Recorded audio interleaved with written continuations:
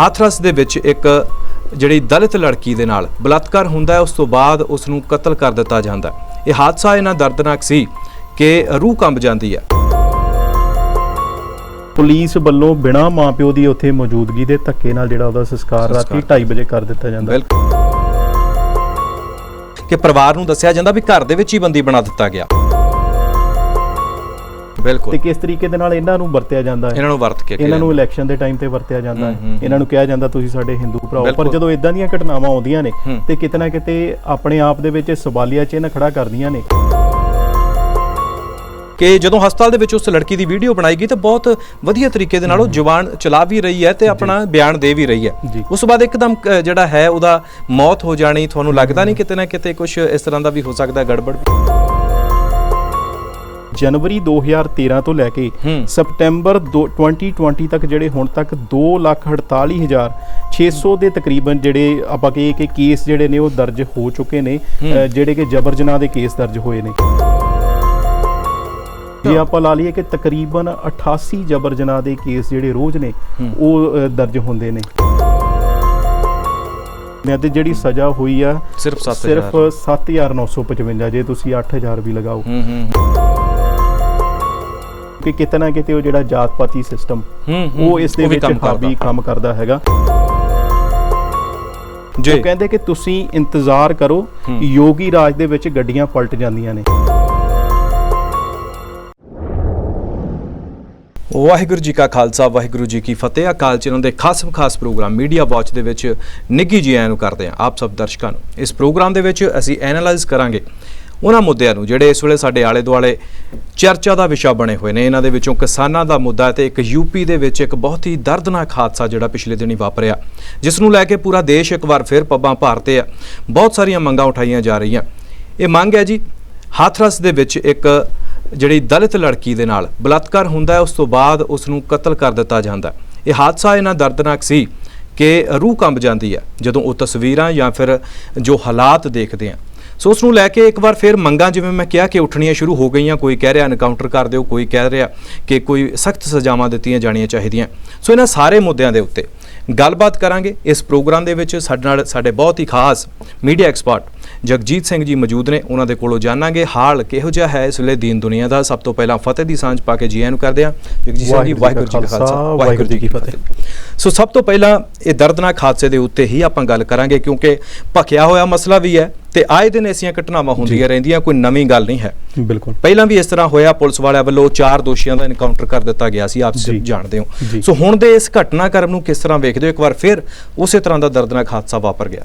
ਬਿਲਕੁਲ ਜੀ, ਤੇ ਹਾਥਰਸ ਯੂਪੀ ਦੀ ਜਿਹੜੀ ਆਪਾਂ ਕਹਿ ਸਕਦੇ ਹਾਂ ਕਿ ਘਟਨਾ ਹੈਗੀ ਔਰ ਬੜੀ ਹੀ ਦੁਖਦਾਈ ਘਟਨਾ ਹੈਗੀ। ਜਿਸ ਤਰੀਕੇ ਦੇ ਨਾਲ ਦਰਿੰਦਗੀ ਦੇ ਨਾਲ ਜਿਹੜਾ ਹੈ ਲੜਕੀ ਨੂੰ ਤਕਰੀਬਨ ਜਿਹੜਾ ਹੈ 14-15 ਦਿਨ ਜਿਹੜਾ ਉਹ ਹਸਪੀਟਲ 'ਚ ਵੀ ਰਹੀ ਹੈਗੀ ਆ। ਬੜੀ ਆਪਾਂ ਕਹੀ ਕਿ ਜ਼ਿੰਦਗੀ ਦੇ ਮੌਤ ਦੀ ਜੰਗ ਵੀ ਲੜਦੀ ਰਹੀ ਆ, ਪਰ ਅਖੀਰ ਦੇ ਵਿੱਚ ਪਿਛਲੇ ਦਿਨ ਹੀ ਜਿਹੜਾ ਹੈ ਉਹਦਾ ਦੇਹਾਂਤ ਹੋ ਜਾਂਦਾ, ਉਹ ਚੜ੍ਹਾਈ ਕਰ ਜਾਂਦੀ ਹੈ। ਔਰ ਜੇ ਆਪਾਂ ਕਹੀ ਕਿ 19 ਸਾਲ ਬੱਚੀ ਦੀ ਉਮਰ ਹੈਗੀ ਆ ਔਰ ਦੇਖਿਆ ਜਾਵੇ ਕਿ ਕਿਸ ਤਰੀਕੇ ਦੇ ਨਾਲ ਪਹਿਲਾਂ ਜਬਰ ਜਨਾਹ ਕੀਤਾ ਜਾਂਦਾ ਹੈ, ਫਿਰ ਉਹਦੀ ਜ਼ੁਬਾਨ ਵੀ ਕੱਟੀ ਹੋਈ ਜਾਂਦੀ। ਔਰ ਪੁਲਿਸ ਦੀ ਤੁਸੀਂ ਦੇਖੋ ਦਰਿੰਦਗੀ ਕਿਸ ਤਰੀਕੇ ਦੇ ਨਾਲ ਕਿ ਰਾਤ ਨੂੰ 2:30 ਵਜੇ ਜਿਹੜਾ ਹੈ ਚੋਰੀ ਛਿਪੇ ਜੇ ਆਪਾਂ ਕਹਿ ਸਕਦੇ ਹਾਂ ਕਿ ਪਰਿਵਾਰ, ਉਹਨਾਂ ਦੇ ਪਰਿਵਾਰ ਦੀਆਂ ਔਰਤਾਂ ਕਿਸ ਤਰੀਕੇ ਦੇ ਨਾਲ ਉਹ ਪੁਲਿਸ ਦੀਆਂ ਗੱਡੀਆਂ, ਜਿਹੜੀ ਪੁਲਿਸ ਐਂਬੂਲੈਂਸ ਹੁੰਦੀ ਹੈ ਉੱਥੇ ਧਾਹਾਂ ਮਾਰ ਰਹੀਆਂ ਨੇ। ਬਿਲਕੁਲ। ਔਰ ਉਹਨਾਂ ਨੂੰ ਲਾਸ਼ ਦੇਖਣ ਨਹੀਂ ਦਿੱਤੀ ਜਾਂਦੀ, ਆਪਣੇ ਵਿਹੜੇ ਦੇ ਵਿੱਚ ਲਾਸ਼ ਲਿਆਉਣ ਦੀ ਇਜਾਜ਼ਤ ਨਹੀਂ ਦਿੱਤੀ ਜਾਂਦੀ। ਪੁਲਿਸ ਵੱਲੋਂ ਬਿਨਾਂ ਮਾਂ-ਪਿਓ ਦੀ ਉੱਥੇ ਮੌਜੂਦਗੀ ਦੇ ਧੱਕੇ ਨਾਲ ਜਿਹੜਾ ਉਹਦਾ ਸੰਸਕਾਰ ਰਾਤੀ 2:30 ਵਜੇ ਕਰ ਦਿੱਤਾ ਜਾਂਦਾ। ਮਤਲਬ ਇੱਕ ਬੰਨੇ ਤੇ ਉਹਨਾਂ ਦੇ ਪਰਿਵਾਰ ਦਾ ਜੀ ਚਲਾ ਗਿਆ ਤੇ ਬਾਅਦ ਚੋਂ ਜਿਹੜੀਆਂ ਹੁਣ ਕਿ ਉਹ ਕਹਿ ਰਹੇ ਆ ਕਿ ਰਿਪੋਰਟਸ ਇਹ ਆ ਰਹੀਆਂ ਨੇ, ਕਹਿੰਦੇ ਜੀ ਉਹਦਾ ਤੇ ਜਬਰ ਜਨਾਹ ਹੋਇਆ ਹੀ ਨਹੀਂ ਹੈਗਾ। ਅੱਛਾ ਜੀ। ਸੋ ਸਾਰਾ ਕੁਝ ਸਬੂਤ ਮਟਾਉਣ ਕਰਕੇ ਅੱਧੀ ਰਾਤ ਨੂੰ ਜਿਹੜਾ ਹੈ ਸੰਸਕਾਰ ਕੀਤਾ ਗਿਆ। ਜਿਵੇਂ ਤੁਸੀਂ ਦੱਸ ਰਹੇ ਹੋ ਕਿ ਪਰਿਵਾਰ ਨੂੰ ਦੱਸਿਆ ਜਾਂਦਾ ਵੀ ਘਰ ਦੇ ਵਿੱਚ ਹੀ ਬੰਦੀ ਬਣਾ ਦਿੱਤਾ ਗਿਆ। ਕਹਿੰਦੇ ਲਾਸਟ ਅਖੀਰਲੇ ਦਰਸ਼ਨ ਬਹੁਤ ਜ਼ਰੂਰੀ ਹੁੰਦੇ, ਇੱਕ ਪਰਿਵਾਰਕ ਮੈਂਬਰ ਆ ਫਿਰ ਵੀ, ਸੋ ਉਹ ਵੀ ਨਹੀਂ ਕਰਨ ਦਿੱਤੇ ਗਏ। ਪਰਿਵਾਰ ਦੀ ਜਦੋਂ ਆਪਾਂ ਉਹਨਾਂ ਦੀਆਂ ਦੇਖਦੇ ਨਾ, ਉਹਨਾਂ ਦੀਆਂ ਵਾਈਡਸ ਇੰਟਰਵਿਊ ਟੀਵੀ ਚੈਨਲ ਵਾਲਿਆਂ ਨੇ ਵੀ ਕਈਆਂ ਨੇ ਲਈਆਂ, ਉਹ ਕਹਿੰਦੇ ਕਿ ਅਸੀਂ ਹੈਗੇ ਭਾਵੇਂ ਅਸੀਂ ਦਲਿਤ ਹਾਂ ਪਰ ਫਿਰ ਵੀ ਅਸੀਂ ਹਿੰਦੂ ਰੋਹ ਰੀਤਾਂ ਦੇ ਨਾਲ ਅਸੀਂ ਚਾਹੁੰਦੇ ਸੀ ਕਿ ਉਹਦਾ ਦਿਨੇ ਸੰਸਕਾਰ ਕੀਤਾ ਜਾਵੇ ਜਾਂ ਸਾਡੇ ਹੋਰ ਜਿਹੜੇ ਸਕੇ ਸੰਬੰਧੀ ਉਹਨਾਂ ਨੂੰ ਬੁਲਾਇਆ ਜਾਵੇ। ਉਸ ਚੀਜ਼ ਦੀ ਜਿਹੜੀ ਇਜਾਜ਼ਤ ਪ੍ਰਸ਼ਾਸਨ ਵੱਲੋਂ ਨਹੀਂ ਦਿੱਤੀ ਗਈ। ਤੁਸੀਂ ਆਪ ਹੀ ਦੇਖੋ ਕਿ ਪਹਿਲਾਂ ਤੇ 4 ਲੋਕਾਂ ਵੱਲੋਂ, 4 ਖੂੰਖਾਰ ਲੋਕਾਂ ਵੱਲੋਂ ਆਪਾਂ ਕਹਿ ਲਈ ਕਿ ਇਹ ਦਰਦਨਾਕ ਘਟਨਾ ਵਾਪਰੀ ਜਾਂਦੀ ਹੈ। ਫਿਰ ਉਸ ਤੋਂ ਬਾਅਦ ਜਿਹੜਾ ਹੈਗਾ ਪਰਿਵਾਰ ਨੂੰ ਇਜਾਜ਼ਤ ਨਹੀਂ ਦਿੱਤੀ ਜਾਂਦੀ। ਕਿਸ ਤਰ੍ਹਾਂ ਦੀ ਸੁਸਾਇਟੀ ਦੇ ਵਿੱਚ ਅਸੀਂ ਰਹਿ ਰਹੇ ਹਾਂ ਕਿ ਕਿੱਦਾਂ ਦਾ ਮਤਲਬ ਮਾਹੌਲ ਹੋ ਗਿਆ। ਜੇ ਇਸ ਤਰ੍ਹਾਂ ਦਾ ਕਿਤੇ ਸਾਡੀ ਕਿਸੇ ਭੈਣ ਨਾਲ ਹੋਇਆ ਹੋਵੇ ਜਾਂ ਆਪਾਂ ਸੋਚ ਕੇ ਦੇਖੀਏ, ਬੜਾ ਦਰਦਨਾਕ ਜਿਹਾ ਲੱਗਦਾ ਹੈਗਾ। ਬਿਲਕੁਲ। ਤੇ ਇਹਦੇ ਵਿੱਚ ਹੁਣ ਦੋ ਕਮਿਊਨਿਟੀਆਂ ਦੀ ਗੱਲ ਵੀ ਬੜੇ ਵੱਡੇ ਪੱਧਰ ਦੇ ਉੱਤੇ ਉੱਪਰ ਕੇ ਆ ਰਹੀ ਹੈ। ਜਿਵੇਂ ਇਹ ਖਬਰਾਂ ਜਿਹੜੀਆਂ ਛਪੀਆਂ ਨੇ ਕਿ 4 ਠਾਕਰਾਂ ਵੱਲੋਂ ਜਿਹੜਾ ਹੈ ਇੱਕ ਦਲਿਤ ਲੜਕੀ ਦੇ ਨਾਲ ਬਲਾਤਕਾਰ ਕੀਤਾ ਗਿਆ। ਮੈਂ ਬਾਰ-ਬਾਰ ਕਿਉਂ ਦੁਹਰਾ ਰਿਹਾ, ਕਿਉਂਕਿ ਘੱਟ ਗਿਣਤੀਆਂ ਦੇ ਨਾਲ ਹਮੇਸ਼ਾ ਜਿਹੜਾ ਹੈ ਉਹ ਧੱਕਾ ਹੁੰਦਾ ਆਇਆ।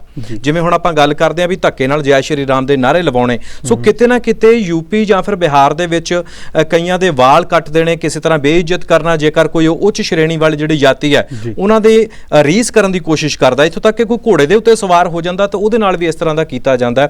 ਸੋ ਕਿਤੇ ਨਾ ਕਿਤੇ ਤੁਹਾਨੂੰ ਲੱਗਦਾ ਵੀ ਇਹ ਸਾਰਾ ਕੁਝ ਉਸੇ ਹੀ ਰਸਤੇ ਦੇ ਵਿੱਚੋਂ ਨਿਕਲ ਕੇ ਆ ਰਿਹਾ, ਉਹੀ ਸੋਚ ਦੇ ਵਿੱਚੋਂ ਨਿਕਲ ਕੇ ਆ ਰਿਹਾ ਕਿ ਦਲਿਤ ਜਾਂ ਫਿਰ ਕਹੀਏ ਵੀ ਇੱਕ ਉੱਚ ਜਾਤੀ ਦੀ ਗੱਲ ਆ ਜਾਂਦੀ ਹੈ ਵੀ ਇਹ ਸਾਡੇ ਵਾਸਤੇ ਇਨਸਾਨ ਨਹੀਂ ਹੈਗੇ, ਇਹ ਹਿਊਮਨ ਨਹੀਂ ਹੈਗੇ, ਇਹਨਾਂ ਦੇ ਨਾਲ ਅਸੀਂ ਜਿਵੇਂ ਮਰਜ਼ੀ ਖੇਲ ਸਕਦੇ ਹਾਂ ਜਿਵੇਂ ਜਾਨਵਰਾਂ ਦੇ ਨਾਲ। ਬਿਲਕੁਲ। ਜੇ ਆਪਾਂ ਮੈਂਟੈਲਿਟੀ ਦੇਖੀਏ ਨਾ ਕਿਤੇ ਮੈਂਟੈਲਿਟੀ ਉਦਾਂ ਹੀ ਹੈ। ਹੁਣ ਉਹਨਾਂ ਨੇ ਕੀਤਾ ਇਸੇ ਤਰੀਕੇ ਦੇ ਨਾਲ ਹੀ ਹੈਗਾ, ਕਿਉਂਕਿ ਜਿਹੜੀਆਂ ਬਾਕੀ ਘਟਨਾਵਾਂ ਵੀ ਹੋਈਆਂ ਉਹਨਾਂ ਨੂੰ ਵੀ ਆਪਾਂ ਅੱਖੋਂ ਪਰੋਖੇ ਨਹੀਂ ਕਰ ਸਕਦੇ। ਬਿਲਕੁਲ। ਇੱਕ ਤਾਂ ਜਿਹੜੇ ਦਲਿਤ ਵਰਗ ਹੈਗਾ, ਇੱਕ ਤਾਂ ਆਪਾਂ ਕਹਿ ਲਈਏ ਕਿ ਪੜ੍ਹਿਆ ਲਿਖਿਆ ਘੱਟ ਆ, ਉਹਨਾਂ ਨੂੰ ਸਹੂਲਤਾਂ ਇੰਨੀਆਂ ਨਹੀਂ ਲੈਣੀਆਂ ਆਉਂਦੀਆਂ, ਜਾਂ ਉਹ ਇਕਨੋਮਿਕਲੀ ਬਹੁਤ ਜ਼ਿਆਦਾ ਵੀਕ ਹੈਗੇ, ਕਿਉਂਕਿ ਮਜ਼ਦੂਰੀ ਕਰਦੇ ਆ। ਸਵੇਰੇ ਆਪਾਂ ਕਹਿ ਲਈਏ ਕਿ 4 ਚੀਜ਼ਾਂ ਜੇ ਉਹਨਾਂ ਨੇ ਦਿਹਾੜੀ ਲਾ ਲਈ, ਉਹਦੇ ਨਾਲ ਜੋ ਉਹਨਾਂ ਨੂੰ ਮਿਲਿਆ ਉਹਨਾਂ ਨੇ ਖਾ ਲਿਆ। ਦੂਜਾ, ਉਹਨਾਂ ਨੂੰ ਆਪਣੇ ਹੱਕ ਲੈਣ ਬਾਰੇ ਇੰਨਾ ਨਹੀਂ ਪਤਾ ਹੈਗਾ, ਨੌਲੇਜ ਨਹੀਂ ਹੈਗੀ। ਹੁਣ ਇੱਥੇ ਦੇਖੋ ਜਿਹੜੀ ਹੈਰਾਨਗੀ ਵਾਲੀ ਗੱਲ ਇਹ ਹੈ ਕਿ ਉਹੀ ਹਿੰਦੂ ਸਮਾਜ ਉਹਨਾਂ ਨੂੰ ਵਰਤਦਾ ਹੈਗਾ ਜਦੋਂ ਉਹਨਾਂ ਨੇ ਦੂਸਰੇ, ਖਾਸ ਕਰਕੇ ਜਦੋਂ ਆਪਾਂ ਸਿੱਖ ਹੋਣ ਕਰਕੇ ਅਸੀਂ 84 ਦੀ ਗੱਲ ਕਰਦੇ ਹਾਂ, ਤੇ ਕਿਸ ਤਰੀਕੇ ਦੇ ਨਾਲ ਇਹਨਾਂ ਨੂੰ ਵਰਤਿਆ ਜਾਂਦਾ ਹੈ। ਇਹਨਾਂ ਨੂੰ ਇਲੈਕਸ਼ਨ ਦੇ ਟਾਈਮ ਤੇ ਵਰਤਿਆ ਜਾਂਦਾ ਹੈ, ਇਹਨਾਂ ਨੂੰ ਕਿਹਾ ਜਾਂਦਾ ਤੁਸੀਂ ਸਾਡੇ ਹਿੰਦੂ ਭਰਾ। ਪਰ ਜਦੋਂ ਇਦਾਂ ਦੀਆਂ ਘਟਨਾਵਾਂ ਆਉਂਦੀਆਂ ਨੇ ਤੇ ਕਿਤੇ ਨਾ ਕਿਤੇ ਆਪਣੇ ਆਪ ਦੇ ਵਿੱਚ ਸਵਾਲੀਆ ਚਿੰਨ੍ਹ ਖੜਾ ਕਰਦੀਆਂ ਨੇ। ਔਰ ਉਹਨਾਂ ਵੀਰਾਂ ਨੂੰ ਵੀ ਜਿਹੜਾ ਹੈ ਸੋਚਣ ਦੀ ਲੋੜ ਹੈਗੀ ਆ ਕਿ ਅਸੀਂ ਕਿਹੜੇ ਬੰਨੇ ਨੂੰ ਜਾਣਾ ਹੈਗਾ, ਕੀ ਅਸੀਂ ਬਰਾਬਰ ਦੇ ਹੱਕ ਲੈਣੇ ਆ ਜਾਂ ਕਿ ਅਸੀਂ ਇਦਾਂ ਹੀ ਇਸੇ ਤਰੀਕੇ ਦੀ ਜਿਹੜੀ ਜ਼ਿੰਦਗੀ ਉਹ ਜਿਉਣੀ। ਬਾਬਾ ਸਾਹਿਬ ਅੰਬੇਡਕਰ ਦਾ ਨਾਮ ਉਸ ਵੇਲੇ ਵਰਤ ਦਿੱਤਾ ਜਾਂਦਾ ਵੀ ਭਾਈ ਤੁਹਾਡਾ ਤੇ ਸੰਵਿਧਾਨ ਲਿਖਿਆ ਹੋਇਆ ਇਹ, ਤੁਸੀਂ ਕਾਹਨੂੰ ਚਿੰਤਾ ਕਰਦੇ ਹੋ, ਤੁਹਾਡਾ ਆਪਣਾ ਦੇਸ਼ ਹੈ। ਪਰ ਜਦੋਂ ਐਸੀਆਂ ਘਟਨਾਵਾਂ ਹੁੰਦੀਆਂ ਫਿਰ ਬਗਾਨਗੀ ਦਾ ਹੀ ਨਹੀਂ, ਇੱਕ ਆਪਾਂ ਕਹਿ ਸਕਦੇ ਵੀ ਖੁੰਖਾਰ, ਜਿਵੇਂ ਤੁਸੀਂ ਪਹਿਲਾਂ ਸ਼ਬਦ ਵਰਤਿਆ, ਉਸ ਤਰ੍ਹਾਂ ਦੀ ਇੱਕ ਭਾਵਨਾ ਜਿਹੜੀ ਹੈ ਉਹ ਵਿਅਕਤ ਕਰਕੇ, ਜਿਵੇਂ ਜਾਨਵਰਾਂ ਦੇ ਨਾਲ ਵੀ ਆਪਾਂ ਨਹੀਂ ਕਰਦੇ। ਇੱਕ ਜਾਨਵਰ ਵੀ ਹੁੰਦਾ ਹੈ, ਉਹਨੂੰ ਵੀ ਘਰ ਦੇ ਵਿੱਚ ਪਿਆਰ ਦੇ ਨਾਲ ਰੱਖਿਆ ਜਾਂਦਾ ਹੈ।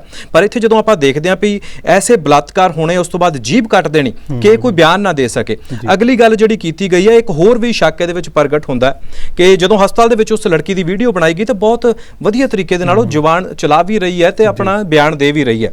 ਉਸ ਤੋਂ ਬਾਅਦ ਇੱਕਦਮ ਜਿਹੜਾ ਹੈ ਉਹਦਾ ਮੌਤ ਹੋ ਜਾਣੀ। ਤੁਹਾਨੂੰ ਲੱਗਦਾ ਨਹੀਂ ਕਿਤੇ ਨਾ ਕਿਤੇ ਕੁਝ ਇਸ ਤਰ੍ਹਾਂ ਦਾ ਵੀ ਹੋ ਸਕਦਾ, ਗੜਬੜ ਵੀ ਹੋ ਸਕਦਾ? ਉਹਨੂੰ ਜਿਹੜਾ ਹਸਪੀਟਲ ਤੋਂ ਸ਼ਿਫਟ ਕੀਤਾ ਗਿਆ ਉਸ ਦੇ ਵਿੱਚ ਵੀ ਕੁਝ ਹੋ ਸਕਦਾ, ਪਰ ਉਹਦੀ ਜਿਹੜੇ ਹਾਲਾਤ ਸੀਗੇ ਨਾ, ਉਹਦੀ ਪਿਛਲੀ ਬੈਕ ਦੀ ਜਿਹੜੀ ਰੀੜ੍ਹ ਦੀ ਹੱਡੀ ਸੀ ਨਾ, ਉਹ ਟੁੱਟ ਚੁੱਕੀ ਸੀ।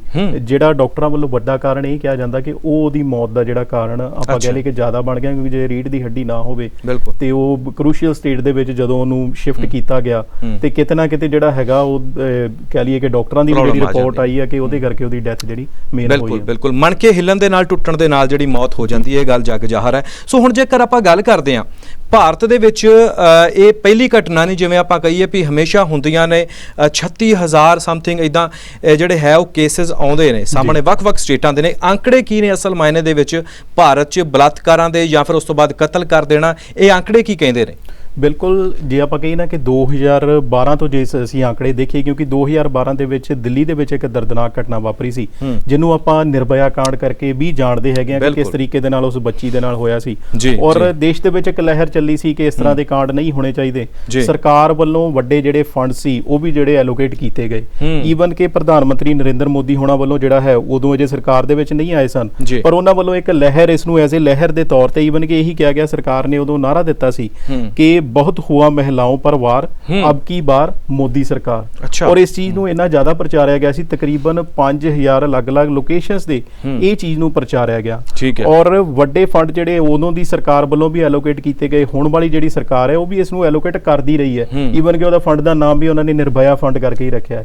ਪਰ ਕਿਤੇ ਨਾ ਕਿਤੇ ਜਿਹੜੇ ਆંકੜੇ ਨੇ ਬੜੇ ਹੈਰਾਨ ਕਰਨ ਵਾਲੇ ਨੇ ਕਿ ਜਨਵਰੀ 2013 ਤੋਂ ਲੈ ਕੇ ਸਪਟੈਂਬਰ 2020 ਤੱਕ ਜਿਹੜੇ ਹੁਣ ਤੱਕ 2,48,600 300 ਦੇ ਤਕਰੀਬਨ ਜਿਹੜੇ ਆਪਾਂ ਕਹੀਏ ਕਿ ਕੇਸ ਜਿਹੜੇ ਨੇ ਉਹ ਦਰਜ ਹੋ ਚੁੱਕੇ ਨੇ, ਜਿਹੜੇ ਕਿ ਜਬਰ ਜਨਾਹ ਦੇ ਕੇਸ ਦਰਜ ਹੋਏ ਨੇ। ਜੇ ਆਪਾਂ ਲਾ ਲਈਏ ਕਿ ਤਕਰੀਬਨ 88 ਜਬਰ ਜਨਾਹ ਦੇ ਕੇਸ ਜਿਹੜੇ ਰੋਜ਼ ਨੇ ਉਹ ਦਰਜ ਹੁੰਦੇ ਨੇ 24 ਆਵਰ ਦੇ ਵਿੱਚ, ਮਤਲਬ 24 ਘੰਟਿਆਂ 'ਚ ਤਕਰੀਬਨ 88 ਜਬਰ ਜਨਾਹ ਦੇ ਕੇਸ ਦਰਜ ਹੁੰਦੇ ਨੇ। ਅੱਛਾ ਜੀ। ਔਰ ਜਿਹੜੇ ਇਹਦੇ ਅਗਲੇ ਅੰਕੜੇ ਹੈਗੇ ਨੇ ਹੋਰ ਵੀ ਜ਼ਿਆਦਾ ਹੈਰਾਨ ਕਰਨ ਵਾਲੇ ਨੇ, ਔਰ ਉਸ ਦੇ ਵਿੱਚੋਂ ਜਿਹੜੇ ਕੋਰਟ ਤੱਕ ਪਹੁੰਚਦੇ ਨੇ, ਕਿਉਂਕਿ ਆਹ ਤਾਂ ਦਰਜ ਹੋ ਗਿਆ ਨਾ ਕੇਸ, ਇਸ ਤੋਂ ਬਾਅਦ ਹੁਣ ਇਹ ਚ ਕਈ ਗਰੀਬ ਪਰਿਵਾਰ ਹੋਣੇ ਆ ਜਿਹੜੇ ਆਪਣਾ ਨਹੀਂ ਕਰ ਸਕਦੇ ਜਾਂ ਕੇਸ ਨਹੀਂ ਲੜ ਸਕਦੇ, ਉਹਨਾਂ ਦੇ ਕੇਸ ਤੇ ਬਾਹਰ ਹੀ ਖਤਮ ਹੋ ਜਾਂਦੇ ਨੇ।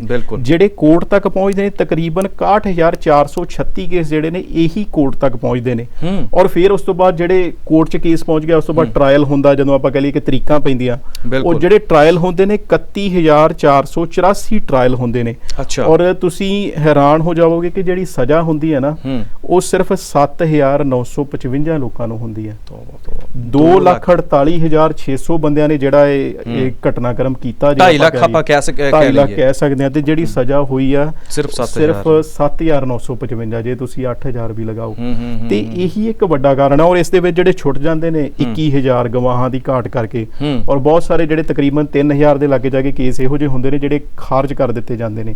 ਹੁਣ ਤੁਸੀਂ ਕਹੋਗੇ ਕਿ ਵੱਡਾ ਕਾਰਨ ਕੀ ਹੈ ਕਿ ਇਦਾਂ ਦੇ ਜਬਰ ਜਨਾਹ ਦੇ ਮਾਮਲੇ ਹੁੰਦੇ ਕਿਉਂ ਨੇ, ਮੈਂਟੈਲਿਟੀ ਕੀ ਹੈ ਇਹਦੇ ਵਿੱਚ? ਹੁਣ ਤੁਸੀਂ ਦੇਖੋ ਵੀ 2.5 ਲੱਖ ਕੇਸ ਜਿਹੜੇ ਆ ਉਹ ਦਰਜ ਹੋਏ, ਬਿਲਕੁਲ ਠੀਕ ਹੈ, ਔਰ ਉਸ ਦੇ ਵਿੱਚੋਂ 3% ਸਜ਼ਾ ਕਿੰਨਿਆਂ ਨੂੰ ਹੋਈ? 8,000 ਨੂੰ ਹੋਈ। 8,000। ਔਰ ਇਹ ਵੀ ਨਹੀਂ ਹੈਗਾ ਕਿ ਕੋਈ ਉਹ ਚ ਫਾਸਟ ਸਪੀਡ ਟਰੈਕ ਕਰਕੇ ਜਾਂ ਸਜ਼ਾ ਹੋਗੀ ਜਾਂ ਕਿੱਦਾਂ ਹੋ ਗਿਆ, ਹੌਲੀ ਹੌਲੀ ਪਤਾ ਨਹੀਂ ਕਿੰਨੇ ਸਾਲ ਕੇਸ ਚੱਲਦੇ ਹੋਣਗੇ, ਕਦੋਂ ਜਾ ਕੇ ਫਿਰ ਜਦੋਂ ਅਗਲਿਆਂ ਨੂੰ ਪਤਾ ਕਿ ਇੰਨਾ ਕੋਈ ਟੈਨਸ਼ਨ ਨਹੀਂ ਹੈਗੀ। ਦੂਜਾ ਜਿਹੜੀ ਸੁਸਾਇਟੀ ਹੈਗੀ ਹੈ ਨਾ, ਸੁਸਾਇਟੀ ਦੇ ਵਿੱਚ ਬੰਦਾ ਇਦਾਂ ਦੇ ਕੰਮ ਉਦੋਂ ਕਰਦਾ, ਇੱਕ ਤੇ ਪੜ੍ਹਾਈ ਲਿਖਾਈ ਨਹੀਂ ਹੁੰਦੀ, ਕਿਉਂਕਿ ਇਹ ਜ਼ਿਆਦਾ ਉਧਰਲੇ ਏਰੀਆ 'ਚ ਹੀ ਹੁੰਦੇ ਆ, ਠੀਕ ਹੈ। ਦੂਸਰੇ ਬੰਨੇ ਜੇ ਆਪਾਂ ਦੇਖੀਏ ਕਿ ਉਹਨਾਂ ਦੀ ਮੈਂਟੈਲਿਟੀ ਕਿੱਦਾਂ ਦੀ ਹੈਗੀ ਆ, ਉਹਨਾਂ ਦੀ ਸੋਚ ਕਿੱਦਾਂ ਦੀ ਹੈਗੀ, ਐਜੂਕੇਸ਼ਨ ਕਿਸ ਤਰ੍ਹਾਂ ਦੀ ਹੈਗੀ, ਕਿ ਸਾਡਾ ਐਜੂਕੇਸ਼ਨ ਸਿਸਟਮ ਕੀ ਅਸੀਂ ਬਿਹਤਰੀਨ ਨਹੀਂ ਕਰ ਸਕੇ ਜਾਂ ਦੇ ਵਿੱਚ ਅਸੀਂ ਇਹ ਚੀਜ਼ਾਂ ਨਹੀਂ ਲਿਆ ਸਕੇ ਕਿ ਸਾਨੂੰ ਇਦਾਂ ਦੇ ਜਿਹੜੇ ਕੰਮ ਨੇ ਉਹ ਨਹੀਂ ਕਰਨੇ ਚਾਹੀਦੇ। ਤੀਸਰੀ ਗੱਲ ਜਿਹੜੀ ਤੁਸੀਂ ਕਹਿ ਕੇ ਆਏ ਹੋ ਕਿ ਕਿਤੇ ਨਾ ਕਿਤੇ ਉਹ ਜਿਹੜਾ ਜਾਤ ਪਾਤੀ ਸਿਸਟਮ ਉਹ ਇਸ ਦੇ ਵਿੱਚ ਹਾਵੀ ਕੰਮ ਕਰਦਾ ਹੈਗਾ, ਔਰ ਬਹੁਤ ਜੇ ਆਪਾਂ ਕਹੀਏ ਕਿ ਇਹ ਵੀ ਇੱਕ ਵੱਡਾ ਕਾਰਨ ਜਿਹੜਾ ਉਹ ਹੈਗਾ, ਇਹ ਵੀ ਮੰਨਿਆ ਜਾ ਸਕਦਾ। ਪਰ ਜਦੋਂ ਹੁਣ ਆਪਾਂ ਦੇਖਦੇ ਹਾਂ, ਜਿਵੇਂ ਤੁਸੀਂ ਗੱਲ ਕੀਤੀ ਹੈ ਵੀ 2 ਲੱਖ ਦੇ ਜਿਹੜੇ ਕਰੀਬ ਹੈ ਉਹ ਕੇਸ ਦਰਜ ਹੁੰਦੇ ਨੇ, ਸੋ ਉਹਦੇ ਵਿੱਚੋਂ ਬਹੁਤ ਸਾਰੇ ਐਸੇ ਹੋਣਗੇ, ਆਪਾਂ ਇੰਨਾ ਹੀ ਬਕਾਇਦਾ ਆਪਾਂ ਲਾ ਕੇ ਚੱਲੀਏ ਵੀ 2 ਲੱਖ ਹੋਰ ਹੋ ਸਕਦੇ ਨੇ ਜਿਹੜੇ ਥਾਣਿਆਂ ਤੱਕ ਪਹੁੰਚੇ ਨਹੀਂ, ਕਿਉਂਕਿ ਸਭ ਤੋਂ ਪਹਿਲਾਂ ਜਦੋਂ ਬਲਾਤਕਾਰ ਦੀ ਗੱਲ ਆਉਂਦੀ ਹੈ ਤੇ ਮਾਪਿਆਂ ਨੂੰ ਜਾਂ ਫਿਰ ਉਸ ਲੜਕੀ ਨੂੰ ਇੱਜ਼ਤ ਦੀ ਗੱਲ ਪਿਆਰੀ ਹੁੰਦੀ ਹੈ ਕਿ ਸਾਡੇ ਪਰਿਵਾਰ ਦੀ ਜਿਹੜੀ ਇੱਜ਼ਤ ਹੈ ਉਹ ਕਿਤੇ ਖਰਾਬ ਨਾ ਹੋ ਜਾਏ, ਇਸ ਮਾਮਲੇ ਨੂੰ ਇੱਥੇ ਹੀ ਢੱਕ ਲਿਆ ਜਾਵੇ। ਸੋ ਉਹ ਇਹੋ ਜਿਹੇ ਵੀ ਪਰਿਵਾਰ ਜਿਹੜੇ ਆ ਉਹ ਵੱਡੀ ਗਿਣਤੀ ਦੇ ਵਿੱਚ ਹੋਣਗੇ, ਜੋ ਕਿ ਇੱਕ ਹੋਰ ਜ਼ਿਆਦਾ ਦਰਦਨਾਕ ਗੱਲ ਹੈ ਕਿ ਜਿਹੜੇ ਲੋਕ ਨਿਆਂਪਾਲਿਕਾ ਦੇ ਉੱਤੇ ਵਿਸ਼ਵਾਸ ਆਪਣਾ ਜਿਹੜਾ ਹੈ ਉਹ ਖੋ ਚੁੱਕੇ ਨੇ। ਜ਼ਿਆਦਾਤਰ ਪਿੱਛੇ ਜੇ ਇਹ ਵੀ ਇਸ ਮਾਮਲਾ ਜਿਹੜਾ ਹੈ ਬੜਾ ਦਰਦਨਾਕ ਸਾਹਮਣੇ ਆਇਆ ਸੀਗਾ, ਮੈਂ ਤਾਂ ਜ਼ਿਆਦਾ ਉਹਦੇ ਬਾਰੇ ਜਿਹੜਾ ਵਿਸਰ ਚੁੱਕਿਆ, ਜਿਹਦੇ ਵਿੱਚ ਇੱਕ ਲੜਕੀ ਦਾ ਬਲਾਤਕਾਰ ਹੁੰਦਾ, ਉਸ ਦਾ ਪਿਤਾ ਜਿਹੜਾ ਉਹਨੂੰ ਥਾਣੇ ਲੈ ਕੇ ਪਹੁੰਚਦਾ, ਉਹ ਅੱਗੇ ਕੰਮ ਜਾਂਦਾ, ਜਿਹੜਾ ਨੇਤਾ ਸੀ ਰਾਜਨੀਤਿਕ ਜਿਹੜਾ ਵੱਡੀ ਪਹੁੰਚ ਰੱਖਣ ਵਾਲਾ, ਉਹ ਸਾਰੇ ਪਰਿਵਾਰ ਨੂੰ ਹੌਲੀ ਕਰਕੇ ਮਰਵਾ ਦਿੰਦਾ। ਇਹ ਵੀ ਯੂਪੀ ਦੀ ਘਟਨਾ ਹੈ, ਔਰ ਇਹ ਵੀ ਇੱਕ ਤਰ੍ਹਾਂ ਦੀ ਸਿਮਿਲਰ ਘਟਨਾ ਹੀ ਸੀ ਜੋ ਕਿ ਯੂਪੀ ਦੇ ਵਿੱਚ ਹੀ ਹੋਈ ਸੀ, ਔਰ ਕਿਤੇ ਨਾ ਕਿਤੇ ਜਿਹੜਾ ਹੈ ਉਹਦੇ ਪੂਰੇ ਪਰਿਵਾਰ ਨੂੰ ਹੀ ਖਤਮ ਕਰ ਦਿੱਤਾ ਗਿਆ, ਚਾਹੇ ਐਕਸੀਡੈਂਟ ਦੇ ਵਿੱਚ ਹੋਵੇ ਜਾਂ ਉਹਦੀ ਜਿਹੜੀ ਮਾਸੀ ਸੀਗੀ ਉਸ ਨੂੰ ਵੀ ਖਤਮ ਕਰ ਦਿੱਤਾ ਗਿਆ। ਬਿਲਕੁਲ ਮਤਲਬ ਤੁਸੀਂ ਆਪ ਹੀ ਦੇਖੋ ਕਿ ਇਹ ਉਹੀ ਕੇਸਾਂ 'ਚ ਆ ਗਿਆ ਜਿਹੜੇ ਅੱਗੇ ਪਹੁੰਚੇ ਹੀ ਨਹੀਂ। ਹੁਣ ਟ੍ਰਾਇਲ ਤੇ 61,000 ਦਾ ਹੀ ਹੋਇਆ, ਬਾਕੀ ਦੇ ਜਿਹੜੇ ਕਿੱਥੇ ਗਏ, ਦਰਜ ਤੇ ਹੋਏ ਪਰ ਅੱਗੇ ਹੀ ਨਹੀਂ ਕਿਤੇ ਗਏ, ਕਿਉਂਕਿ ਉਹਨਾਂ ਦੀ ਪੈਰਵਾਈ ਕਰਨ ਵਾਲਾ ਹੈਗਾ ਹੀ ਨਹੀਂ ਸੀ ਕੋਈ। ਸੋ ਆਪਾਂ ਜੇਕਰ ਸੰਖੇਪ ਦੇ ਵਿੱਚ ਬਾਹਰਲੇ ਦੇਸ਼ਾਂ ਦੇ ਨਾਲ ਇਹਦਾ ਕੰਪੈਰੀਜ਼ਨ ਕਰਨਾ ਹੋਵੇ, ਇਹਨਾਂ ਮੁਲਕਾਂ 'ਚ ਸਾਰਾ ਕੁਝ ਖੁੱਲ੍ਹਾ ਹੈ। ਔਰਤਾਂ ਵੀ ਆਜ਼ਾਦੀ ਦੇ ਨਾਲ ਰਾਤ ਨੂੰ 2 ਵਜੇ ਘੁੰਮਦੀਆਂ ਨੇ, 12 ਵਜੇ ਤੱਕ ਘੁੰਮਦੀਆਂ, ਸਵੇਰੇ 4 ਵਜੇ ਵੀ ਘਰ ਆਉਂਦੀਆਂ, ਜਿਵੇਂ ਆਜ਼ਾਦੀ ਦੀ ਗੱਲ ਕਰਦੇ ਆ। ਸੋ ਜੇਕਰ ਪਹਿਨਣ ਦੀ ਖਾਣ ਦੀ ਗੱਲ ਹੋਵੇ ਤਾਂ ਉਹ ਵੀ ਇਹਨਾਂ ਦਾ ਖੁੱਲ੍ਹਾ ਹੈ। ਸੋ ਇੱਥੇ ਬਹੁਤ ਜ਼ਿਆਦਾ ਇਹੋ ਜਿਹੀਆਂ ਘਟਨਾਵਾਂ ਜਿਹੜੀਆਂ ਘੱਟ ਹੁੰਦੀਆਂ। ਕੀ ਸਮਝਦੇ ਹੋ, ਕੀ ਕੰਪੈਰੀਜ਼ਨ ਕਰਦੇ ਹੋ, ਜੋ ਉੱਥੇ ਹੋਣਾ ਚਾਹੀਦਾ ਇੱਥੇ ਨਹੀਂ ਹੈਗਾ, ਜਾਂ ਇੱਥੇ ਜੋ ਹੈ ਉੱਥੇ ਨਹੀਂ ਹੈਗਾ? ਬਿਲਕੁਲ, ਇਸ ਦੇ ਵਿੱਚ ਜੇ ਆਪਾਂ ਕਹੀ ਨਾ ਕਿ ਇੱਕ ਤਾਂ ਐਜੂਕੇਸ਼ਨ ਸਿਸਟਮ ਹੋ ਗਿਆ, ਦੂਜਾ ਲੋਕਾਂ ਨੂੰ ਆਪਣੀ ਆਜ਼ਾਦੀ ਹੈਗੀ ਆ, ਲੋਕੀ ਆਪਣਾ ਜਿੱਦਾਂ ਤੁਸੀਂ ਕਿਹਾ ਕਿ ਖਾ ਪੀ ਸਕਦੇ, ਔਰ ਉਸ ਦੇ ਨਾਲ ਐਜੂਕੇਸ਼ਨ ਸਿਸਟਮ ਤੇ ਹੈ ਹੀ ਆ, ਉਸ ਦੇ ਵਿੱਚ ਉਹਨਾਂ ਨੂੰ ਨੌਲੇਜ ਆਉਂਦੀ ਹੈਗੀ, ਪਤਾ ਲੱਗਦਾ ਹੈਗਾ, ਲੋਕੀ ਇੰਡੀਪੈਂਡੈਂਟ ਹੈਗੇ, ਸਰਕਾਰ ਉਹਨਾਂ ਦੇ ਨਾਲ ਖੜੀ ਹੈ। ਹੁਣ ਕਰੋਨਾ ਦਾ ਟਾਈਮ ਆਇਆ, ਠੀਕ ਹੈ, ਭਾਰਤ ਸਰਕਾਰ ਨੇ ਤੇ ਹੱਥ ਖੜੇ ਕਰਤੇ, ਜਦ ਕਿ ਇਹ ਨਹੀਂ ਹੈਗਾ ਕਿ ਇੱਥੇ ਉਹਨਾਂ ਤੇ ਕਰਜ਼ਾ ਨਹੀਂ ਹੈਗਾ, ਸਰਕਾਰਾਂ ਤੇ ਕਰਜ਼ਾ ਇੱਥੇ ਵੀ ਹੈ, ਪਰ ਫਿਰ ਵੀ ਉਹਨਾਂ ਨੇ ਜਿਹੜਾ ਹੈਗਾ ਕਿੰਨੇ ਉਹਨਾਂ ਨੇ ਆਫਰਸ ਲਿਆਂਦੀਆਂ, ਕਈ ਕੁਝ ਕੀਤਾ, ਜਿਹੜੇ ਘੜੇ ਲੋਕ ਬੈਠੇ ਨੇ ਉਹਨਾਂ ਨੂੰ ਪੈਸੇ ਤੱਕ ਦਿੱਤੇ, ਇਹ ਸਾਰਾ ਕੁਝ ਹੋਇਆ। ਇੱਕ ਸਾਡੇ ਟੈਕਸੀ ਚਲਾਉਂਦੇ ਹੈਗੇ ਵੀਰ, ਉਹਨਾਂ ਨਾਲ ਗੱਲਬਾਤ ਹੋ ਰਹੀ ਸੀ, ਔਰ ਉਹ ਕਹਿੰਦੇ ਕਿ ਮੈਂ ਹੈਰਾਨ ਹੋ ਗਿਆ, ਗੁਰਸਿੱਖ ਵੀਰ ਨੇ, ਉਹ ਕਹਿੰਦੇ ਕਿ ਮੈਂ ਹੈਰਾਨ ਹੋ ਗਿਆ ਕਿ 4 ਵਜੇ ਮੈਂ ਇੱਕ ਗੋਰੀ ਨੂੰ ਲਾਇਆ ਤੇ ਉਹ ਕੱਲੀ ਜਿੱਦਾਂ ਰੋਡ ਤੇ ਜਾ ਰਹੀ ਆ। ਹੁਣ ਤੁਸੀਂ ਇਹ ਘਟਨਾ ਉੱਥੇ ਤੁਸੀਂ ਸੋਚ ਸਕਦੇ ਹੋ ਕਿ ਇਦਾਂ ਦੀ ਕੋਈ ਘਟਨਾ ਵਾਪਰੂਗੀ? ਮਤਲਬ ਜਿਹੜੀ ਆਜ਼ਾਦੀ ਦੀ ਅਸੀਂ ਗੱਲ ਕਰਦੇ ਆ ਨਾ, ਉਹ ਕਿਤੇ ਨਾ ਕਿਤੇ ਉੱਥੇ ਨਹੀਂ ਹੈਗੀ। ਔਰ ਲੋਕਾਂ ਦਾ ਜਿਹੜਾ ਮਾਨਸਿਕ ਲੈਵਲ ਹੈ ਉਹ ਉੱਭਰ ਨਹੀਂ ਸਕਿਆ, ਉਹ ਵੀ ਆਜ਼ਾਦ ਨਹੀਂ ਹੋਇਆ, ਉਹ ਵੀ ਆਜ਼ਾਦ ਯਾਦ ਨਹੀਂ ਹੋਇਆ। ਔਰ ਕਿਤੇ ਨਾ ਕਿਤੇ ਜਿਹੜੀ ਆਪਾਂ ਕਹਿ ਤਾਂ ਦਿੰਦੇ ਆ ਕਿ ਔਰਤ ਤੇ ਮਰਦ ਬਰਾਬਰ ਹੈ, ਗੁਰੂ ਸਾਹਿਬ ਨੇ ਵੀ ਸਾਨੂੰ ਇਹੀ ਸਿੱਖਿਆ ਦਿੱਤੀ ਹੈਗੀ ਆ, ਪਰ ਇਹ ਚੀਜ਼ ਜਿਹੜੀ ਆ ਬਾਕੀ ਦੇ ਸੂਬਿਆਂ ਦੇ ਵਿੱਚ ਵੀ ਇੰਪਲੀਮੈਂਟ ਨਹੀਂ ਹੋਈ, ਨਹੀਂ ਹੋ ਸਕੀ ਹੈਗੀ। ਔਰ ਈਵਨ ਕਿ ਅਸੀਂ ਸਾਡੇ ਆਪਣੇ ਸੂਬੇ ਦੇ ਵਿੱਚ ਵੀ ਕੋਈ ਇੰਨੇ ਪੱਧਰ ਤੇ ਇੰਪਲੀਮੈਂਟ ਨਹੀਂ ਹੋਈ। ਸਿਰਫ ਅਸੀਂ ਕਹਿੰਦੇ ਜ਼ਰੂਰ ਹੈਗੇ ਆ ਕਿਤੇ ਨਾ ਕਿਤੇ ਇਸ ਦੇ ਵਿੱਚ ਕਮੀਆਂ ਨੇ, ਪਰ ਕਿਤੇ ਨਾ ਕਿਤੇ ਗੁਰੂ ਸਾਹਿਬ ਦਾ ਜੋ ਸਾਡਾ ਸੰਦੇਸ਼ ਹੈ ਜਾਂ ਮੈਸੇਜ ਹੈ ਉਹ ਸਾਨੂੰ ਜਿਹੜਾ ਹੈਗਾ ਇਸ ਤੋਂ ਕੱਢ ਸਕਦਾ ਇਸ ਸਿਚੁਏਸ਼ਨ ਤੋਂ, ਜੇ ਅਸੀਂ ਉਹਨੂੰ ਮੰਨੀਏ ਤੇ। ਬਿਲਕੁਲ, ਇਹ ਤਾਂ ਯੂਪੀ ਦੀ ਘਟਨਾ ਸਾਡੇ ਆਪ ਪੰਜਾਬ ਦੇ ਵਿੱਚ ਅੱਜ ਤੋਂ 30 ਸਾਲ ਪਹਿਲਾਂ ਸਾਡੇ ਇੱਕ ਬਹੁਤ ਵੱਡੇ ਨੇਤਾ ਸੀਗੇ, ਉਹਨਾਂ ਦੇ ਪੋਤਰੇ ਵੱਲੋਂ ਇਹੋ ਜਿਹੀ ਘਟਨਾ ਜਿਹੜੀ ਆ ਵਰਤਾਈ ਗਈ। ਫਰਾਂਸ ਤੋਂ ਆਈ ਇੱਕ ਜਿਹੜੀ ਗੋਰੀ ਹੈ ਉਹਦੇ ਨਾਲ ਬਲਾਤਕਾਰ ਹੁੰਦਾ, ਉਹ ਸਾਰਾ ਕੁਝ ਹੁੰਦਾ। ਅੱਜ ਤੱਕ ਉਹ ਜਿਹੜੀ ਲੇਡੀ ਹੈ ਉਹ ਤਰਲੇ ਕਰ ਰਹੀ ਹੈ ਕਿ ਮੈਨੂੰ ਇਨਸਾਫ ਜਿਹੜਾ ਹੈ ਉਹ ਦੇ ਦਿੱਤਾ ਜਾਵੇ। ਸੋ ਜਗਜੀਤ ਸਿੰਘ ਜੀ, ਅਗਲਾ ਜਿਹੜਾ ਸਵਾਲ ਹੈ ਕਿ ਹਮੇਸ਼ਾ ਇਸ ਤਰ੍ਹਾਂ ਹੁੰਦਾ, ਨਿਰਭਇਆ ਕਾਂਡ ਵੇਲੇ ਵੀ ਹੋਇਆ, ਉਸ ਤੋਂ ਬਾਅਦ ਵੀ ਹੁੰਦਾ ਰਿਹਾ। ਸੋਸ਼ਲ ਮੀਡੀਆ ਦੇ ਉੱਤੇ ਇਸ ਵੇਲੇ ਫਿਰ ਚਰਚਾ ਗਰਮ ਹੈ ਕਿ ਇਹਨਾਂ ਲੋਕਾਂ ਨੂੰ ਗੋਲੀ ਮਾਰ ਦਿਓ, ਇਹਨਾਂ ਨੂੰ ਮੌਕੇ ਦੇ ਉੱਤੇ ਹੀ ਮਾਰ ਦੇਣਾ ਚਾਹੀਦਾ, ਇਹਨੂੰ ਫਾਂਸੀ ਦੇ ਦਿੱਤੀ ਜਾਣੀ ਚਾਹੀਦੀ ਹੈ, ਇਹਨਾਂ ਨੂੰ ਸਖਤ ਸਜ਼ਾਵਾਂ ਦੇ ਦਿੱਤੀਆਂ ਜਾਣੀਆਂ ਚਾਹੀਦੀਆਂ। ਸੋ ਕੀ ਹੱਲ ਲੱਗਦਾ ਤੁਹਾਨੂੰ ਕਿ ਇੱਕ ਵਾਰ ਜੇ ਮੰਨ ਲਓ ਵੀ ਇਹਨਾਂ ਨੂੰ ਫਾਂਸੀ ਵੀ ਹੋ ਜਾਂਦੀ ਹੈ, ਜੇ ਮੌਕੇ ਤੇ ਸ਼ੂਟ ਜਿਵੇਂ ਪਹਿਲਾਂ ਕਰ ਦਿੱਤਾ ਗਿਆ ਸੀ, ਸੋ ਇਹ ਹੱਲ ਹੈ ਨੇ ਇਹ ਸਾਰੀਆਂ ਚੀਜ਼ਾਂ ਦੇ? ਦੇਖੋ, ਇਸ ਦੇ ਵਿੱਚ ਦੋ ਗੱਲਾਂ ਆਉਂਦੀਆਂ ਨੇ। ਇੱਕ ਤੇ ਜਿਹੜੀ ਆ ਰਹੀ ਹੈ ਨਾ ਕਿ ਇਹਨਾਂ ਨੂੰ ਤੁਸੀਂ ਐਨਕਾਊਂਟਰ ਕਰ ਦਿਓ, ਇਹ ਆਪਾਂ ਨੂੰ ਸ਼ਾਰਟ ਇੰਸਟੈਂਸ ਦੇ ਵਿੱਚ ਦੇਖੀਏ ਨਾ, ਥੋੜੇ ਸਮੇਂ ਦੇ ਵਿੱਚ ਤੁਹਾਨੂੰ ਬੜੀ ਖੁਸ਼ੀ ਜੀ ਹੋਏਗੀ ਕਿ ਯਾਰ ਉਹ ਬੰਦਿਆਂ ਨੇ ਗਲਤ ਕੀਤਾ, ਪੁਲਿਸ ਨੇ ਇਹਨਾਂ ਨੂੰ ਐਨਕਾਊਂਟਰ ਕਰਤਾ। ਬਿਲਕੁਲ, ਇੱਥੇ ਸਾਨੂੰ ਪਾਲਿਸੀ ਸੇਮ ਰੱਖਣੀ ਪਏਗੀ। ਕਿਉਂ? ਤੁਹਾਡੇ ਕੋਲ ਕਾਨੂੰਨ ਵਿਵਸਥਾ ਹੈ ਨਹੀਂ, ਤੁਸੀਂ ਉਹਨੂੰ ਕਾਨੂੰਨ ਦੇ ਦਾਇਰੇ ਦੇ ਵਿੱਚ ਰੱਖ ਕੇ ਸਪੀਡ ਟ੍ਰਾਇਲ ਕਰਕੇ ਤੁਸੀਂ ਉਹਦੀ ਜਿਹੜੀ ਜੇ ਆਪਾਂ ਕਹੀਏ ਕਿ ਜੋ ਉਹਦੀ ਸਜ਼ਾ ਬਣਦੀ ਹੈਗੀ ਆ ਉਹ ਤੁਸੀਂ ਸਜ਼ਾ ਦਿਓ ਉਹਨਾਂ ਨੂੰ। ਪਰ ਉਸ ਦੇ ਵਿੱਚ ਹੁਣ ਜਦੋਂ ਆਪਾਂ ਦੇਖੀਏ ਨਾ, ਬੀਜੇਪੀ ਨੇਤਾ ਦਾ ਉਹਨਾਂ ਦਾ ਨਾਮ ਹੈਗਾ ਕੈਲਾਸ਼ ਵਿਜੇ ਵਰਗੀਆ ਇਹਨਾਂ ਦਾ ਨਾਮ ਹੈਗਾ, ਔਰ ਉਹਨਾਂ ਦਾ ਬਿਆਨ ਆਇਆ, ਉਹ ਕਹਿੰਦੇ ਕਿ ਤੁਸੀਂ ਇੰਤਜ਼ਾਰ ਕਰੋ, ਯੋਗੀ ਰਾਜ ਦੇ ਵਿੱਚ ਗੱਡੀਆਂ ਪਲਟ ਜਾਂਦੀਆਂ ਨੇ। ਮਤਲਬ ਆਹ ਗੱਲ ਉਹਨਾਂ ਨੇ ਕਹੀ ਕਿ ਯੋਗੀ ਰਾਜ ਦੇ ਵਿੱਚ ਉਹਨਾਂ ਦਾ ਪ੍ਰੈਸ ਨੂੰ ਬਿਆਨ ਹੈਗਾ ਕਿ ਗੱਡੀ ਪਲਟ ਜਾਂਦੀ ਹੈ। ਠੀਕ ਹੈ, ਕਿੱਧਰਲੇ ਬੰਨੇ ਉਹ ਸਿਗਨਲ ਕਰ ਰਹੇ ਨੇ, ਜਿਵੇਂ ਕਿ ਆਪਾਂ ਦੇਖਿਆ ਕਿ ਵਿਕਾਸ ਦੁਬੇ ਜਿਹੜਾ ਗੈਂਗਸਟਰ ਸੀਗਾ, ਜਾਂ ਆਪਾਂ ਕਹਿ ਲਈ ਕਿ ਇੱਕ ਤਰ੍ਹਾਂ ਦਾ ਅੱਤਵਾਦੀ ਸੀ ਜਿਹਨੇ ਪੁਲਿਸ ਤੇ ਇਹਨਾਂ ਹਮਲਾ ਕੀਤਾ, ਬਿਲਕੁਲ ਉਸ ਨੂੰ ਇਹਨਾਂ ਨੇ ਜਿਹੜੇ ਤਰੀਕੇ ਦੇ ਨਾਲ ਉਹਦਾ ਐਨਕਾਊਂਟਰ ਕੀਤਾ, ਉਹਦਾ ਸਿਗਨਲ ਉਧਰ ਨੇ ਵੱਧ ਸੀ। ਫਿਰ ਉਸ ਤੋਂ ਬਾਅਦ ਇੱਕ ਫਿਰੋਜ਼ ਨਾਮ ਦਾ ਜਿਹੜਾ ਇੱਕ ਗੈਂਗਸਟਰ ਸੀ, ਉਹਨੂੰ ਇਹ ਮੁੰਬਈ ਤੋਂ ਲੈ ਕੇ ਆ ਰਹੇ ਸੀ, ਰਸਤੇ 'ਚ ਆਉਂਦੇ ਐਕਸੀਡੈਂਟ ਹੋਇਆ, ਗੱਡੀ ਪਲਟ ਗਈ ਜੀ, ਤੇ ਉਹ ਇਹ ਗੱਲ ਦਾ ਸਿਗਨਲ ਦੇ ਰਹੇ ਹੋ, ਜਦ ਕਿ ਇਹ ਆਪਣੇ ਆਪ ਦੇ ਵਿੱਚ ਕਾਨੂੰਨ ਵਿਵਸਥਾ ਨੂੰ ਧੱਜੀਆਂ ਉਡਾਉਣਾ, ਚੈਲੰਜ ਕਰਨ ਵਾਲੀ ਗੱਲ ਆ। ਤੁਸੀਂ ਉਹਨਾਂ ਨੂੰ ਸਜ਼ਾ ਦਿਓ, ਤੁਸੀਂ ਕਾਨੂੰਨ ਵਿਵਸਥਾ ਨੂੰ ਇੰਨਾ ਸਟਰੋਂਗ ਬਣਾਓ ਕਿ ਇਹਦਾ ਜੀ ਇਦਾਂ ਦਾ ਕੇਸ ਹੋਇਆ, ਅਸੀਂ ਸਪੀਡੀ ਟ੍ਰਾਇਲ ਕਰਦੇ ਹਾਂ, ਅਸੀਂ ਜਿਹੜਾ ਹੈਗਾ ਮਹੀਨੇ ਦੇ ਅੰਦਰ ਅੰਦਰ ਇਹਦਾ ਜੋ ਫੈਸਲਾ ਹੋਊਗਾ, ਭਾਵੇਂ ਉਹਨਾਂ ਨੂੰ ਜੇ ਫਾਂਸੀ ਬਣਦੀ ਤੇ ਫਾਂਸੀ ਵੀ ਦੇ ਦਿੱਤੀ ਜਾਣੀ ਚਾਹੀਦੀ ਹੈ। ਬਿਲਕੁਲ, ਜਿਵੇਂ ਤੁਸੀਂ ਕਿਹਾ ਵੀ ਉਹ ਕਹਿੰਦੇ ਨੇ ਵੀ ਗੱਡੀ ਪਲਟ ਜਾਂਦੀ ਹੈ ਯੋਗੀ ਦੇ ਰਾਜ ਦੇ ਵਿੱਚ, ਸੋ ਇਹਦੇ ਨਾਲ ਫਿਰ ਇਹ ਵੀ ਆਪਾਂ ਮਿਲਾ ਕੇ ਚੱਲੀਏ ਅਗਲੀ ਗੱਲ ਜਿਹੜੀ ਹੈ ਵੀ 2:30 ਵਜੇ ਸੰਸਕਾਰ ਵੀ ਹੋ ਜਾਂਦਾ ਫਿਰ, ਜਿਹੜਾ ਕਿ ਕਿਸੇ ਧਰਮ ਦੇ ਰੀਤੀ ਰਿਵਾਜ ਦੇ ਵਿੱਚ ਨਹੀਂ ਹੈਗਾ। ਮਾਪਿਓ ਨੂੰ ਘਰ ਦੇ ਅੰਦਰ ਵੀ ਡੱਕ ਦਿੱਤਾ ਜਾਂਦਾ।